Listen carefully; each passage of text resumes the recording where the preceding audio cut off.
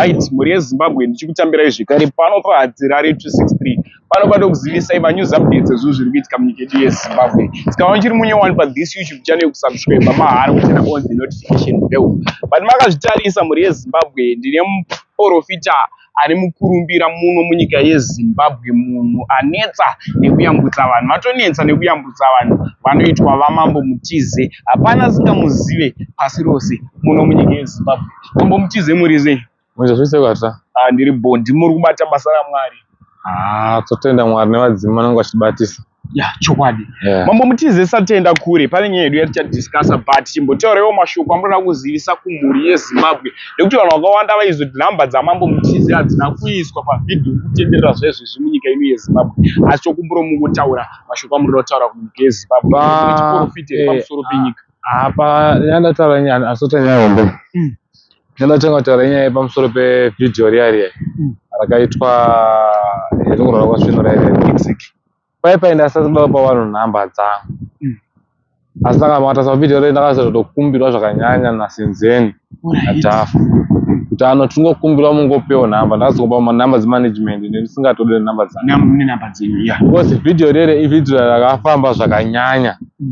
Zvoti dai ndakaisa nhamba dzangu pavhidhiyo riya dai ndakaita kisa apa, because pandakataura pape obvious vanhu vakawanda vateera vhidhiyo reso zvikaita sei kapera rese. Saka ukatarisa ukaona kuti kuti even kwako channel yanaiza boom vanhu vari kunetsa kuti tive nhamba dzaMambo Mutize. Vari kunetsa chokwadi. Nyaya haisi drama, nyaya yeserious kuti mwana wewe anonzi Svinura iyoye. Totenda Mwari papa. Panga pasina tombomira zvakanaka paipa ngomana zvokutoti neimwe nenguva dai tototaura zvimwe nekuti musikana yanga panguva yakaoma. Ini ndichidedzwa kunzi svikai kuno, ndakasvika Svinura asingataure akaoma. Zvichikonzereswa nei mambo? Nyaya yakasvika pana Svinura paipa inyaya kuti angorwa nezvinhu. Apambanana nyaya hombe nyangorwa achiti nezvinhu. Alright, Mambo Mutize pane mashoko ari kutenderera mumastreets. Saka ndotaura muri yeZimbabwe kuti aiwa Svinura haana kufa. Mupenyu ndini mubatsiri akabatsira Svinura. Ndadedzwa kumba kwawo Svinura achirwara ari serious. Musi waura nezvino ndibva kuchipatara ndakasvika Svinura achangosvika pamba. Ndichisvika ndakasvika namatira Svinura ndakamukumbirira zvandakamukumbirira ndagadzira ndakagadzira. Musikana ndakamusiya apa stage kuti anga akwanisa kugara. Anga akwanisa kudya zvishoma shoma. Vakatenda hangu kumba. Ndichizodzokera makuseni kunoona mwana musikana pakazosvutwa vhidhiyo ndasvika wese vanoshanda navo vazhinji varipo nedzimwe hama dziripo.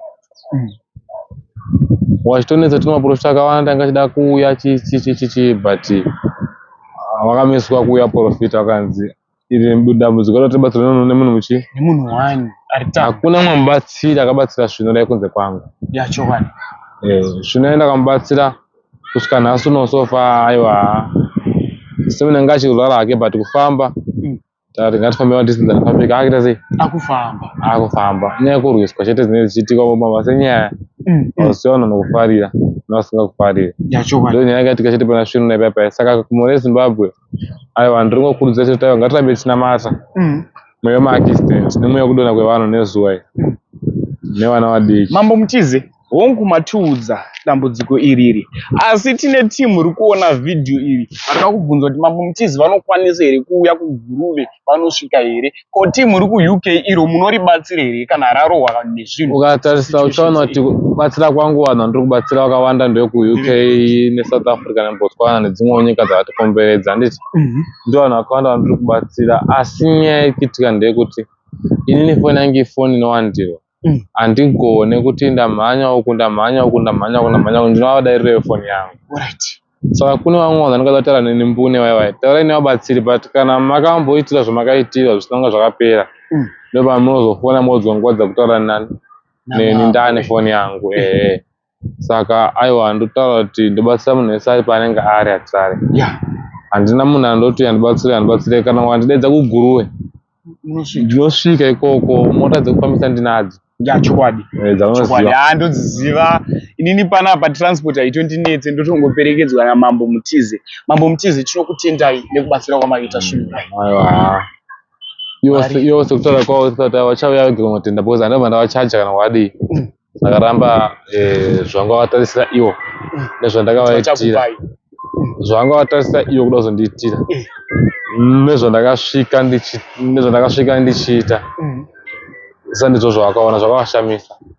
Because waifunga kuti pamwe nekuti nedzakawaita wachacalculata mari yakati wande tatadeidza munhu wamwari sapoda kugadzira mazimari tititi but awazoshamisa chitongonora namana tatana senti kana yefiona ataramana musikana ngati angaita sei apora. Saka apa iwo hama dzakati mambomutidze nezvatakugadzirirai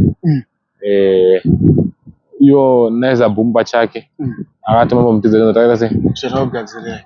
timu yake vari kufara. Shoko rangu ndinongoti musikana mupenyu akutofa dai akutofara. Hamuna mashoko amundosiyira vanhu. Mune Zimbabwe ndinogota kuti ngatinamate ngatitavarairwei ende munhu regai kupera atarirwa. Kana wambondifona potanga sodaira foni kana tanzofona ngati line busy ramba muchitrai ini handiiginowe vanhu ndoshanda nemunhu wese nese murama dzangu ende chero ndakanza kitonaotako nhasi ndaita 2-3 days isina kutaura newe kana 1 week but ndichataura newe chete handina ndoiginowa zvamu chose komborerwai.